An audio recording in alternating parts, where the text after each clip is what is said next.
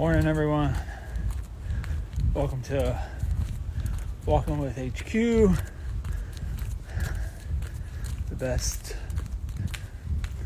IG live, talking about soccer cards while also hiking a mountain to pickleball. If you're watching this on YouTube at a later date, just know that there is no production value. You can listen to it probably more like a podcast, but hopefully you get some good information. Today, we're going to be talking about Wookies, aka fake rookie cards, although I don't love the word fake because fake usually implies like the card is not real. That's not what I mean here. A Wookie is basically a card that comes a year after a player's true rookie card. So for instance, if Topps came out, well, let's use this because this is a example that people know. Basically, Panini came out with Indrick rookies in the 23-24 release calendar, and now Topps is going to come out with Indrick rookies for the 24-25 season. So these 24-25s are what I like to call Wookies. I'd love to say I came up with a name, but a friend of mine, Andrew, was the one that did it. I've just run with it and tried to make it part of the hobby. Real quick, USM&T soccer cards. I forgot, since you're here, I forgot you used to do these Walkin things way back in the day. The other day I was like, oh crap. He used to do these, and I forgot about him, and I used to like them. And now you just do amazing auction wrap-up YouTube videos. Go check that out, everyone. Morning. Buenos dias. So the reason this became top of mind, this Wookiee thing became top of mind, is because I was on Twitter the other day, and there's some guy who, was selling cards, and he had a lot of Vinny cards, like a lot meaning, multiple cards that he was trying to sell for one price. And he said, Vinny 2019 Chrome, and then he put in quotations, rookies. And I was like, I commented, and like I said in the Twitter post, I'm not calling out the seller because he put the word rookies in quotations. It was tongue in cheek. The card, it was 3 cards. They were all colored. I forget what they were, but they were all colored. Plus he had like 2 2020 Merlin colored cards. I don't know. The whole lot was like $7. So he wasn't trying to like get one over on anyone by using the word rookies. Like I said, he put it, but it made me think, if Topps would have, or Topps and Panini both, whatever, would have been using the RC Shield, in 2019. Topps started using it at the very end of 2019 at Topps Sapphire. But if they would have started using it, like they do now, they absolutely would have put an RC on Vinny's 2019 Topps cards. And, if you've been in the hobby for any amount of time now, even if you came post-boom, you realize how ridiculous that is, and that nobody cares about 2019 Vinny Topps cards, or at least they don't treat them anywhere near rookies.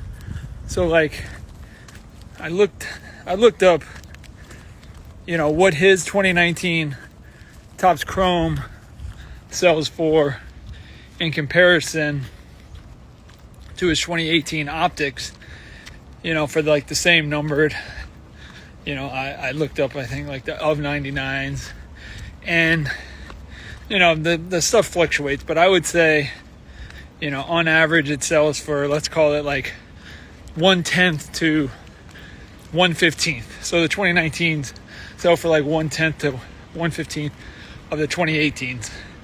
Granted, you might be able to find like different, but whatever. Let's just say it sells for a very, very small percentage of what is 2018s. So then I looked up Articular select cards from this past year and compared them to his 2022 Merlin cards, and they sell, for the same card, roughly, I would say, in like the 40 to 60% range. So, that there's a huge difference between, 5 to 10% and 40 to 60%. And so it got me thinking. So everybody, I mean, it's something I've thought for a long time, but back in, when the boom was happening, I was like, oh, the lack of an RC is, bad for the hobby, because for new people coming in, they might get confused, without the RC to telling them something's a rookie.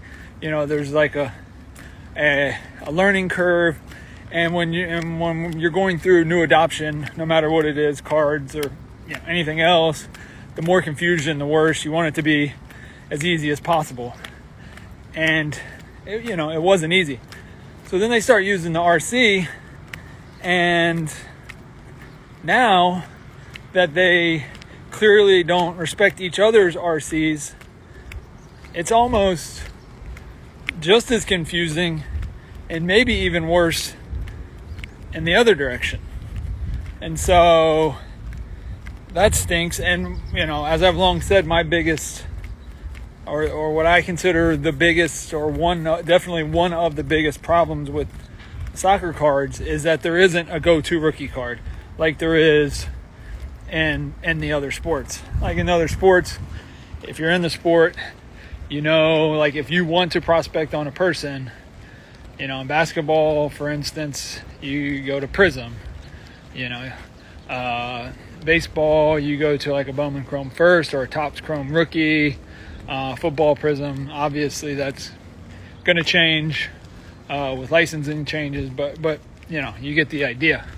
In soccer, not every player's in every set, and there's confusion around it.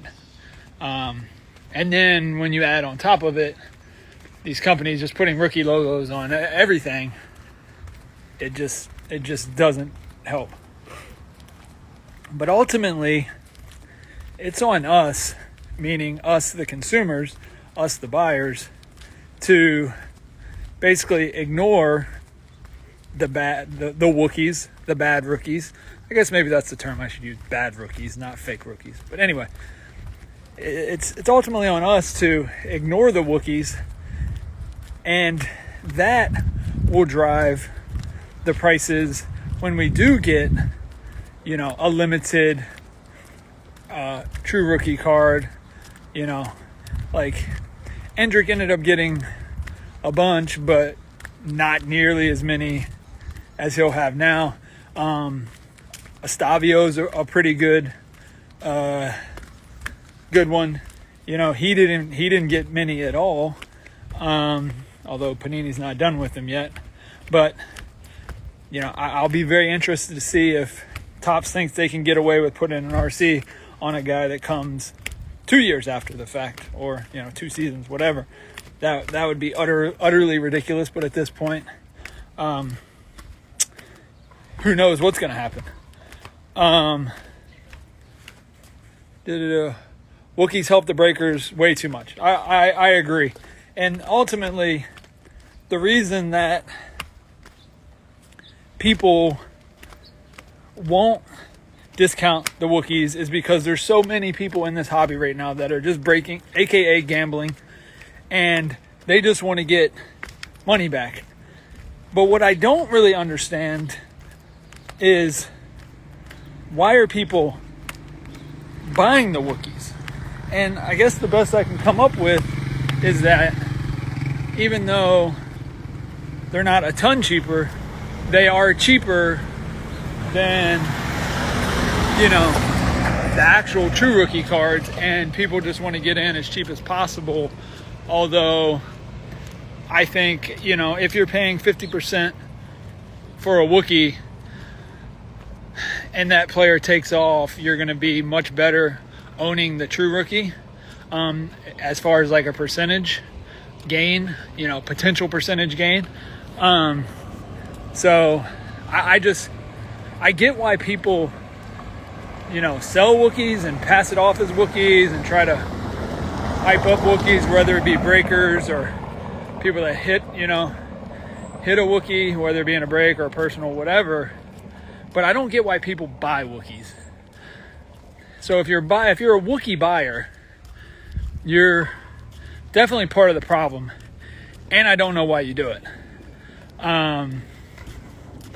Unless you're just a collector and you want all that stuff. But if you're a Wookiee buyer, you probably and a collector, you should be waiting to buy anyway, to the point where it's just gone.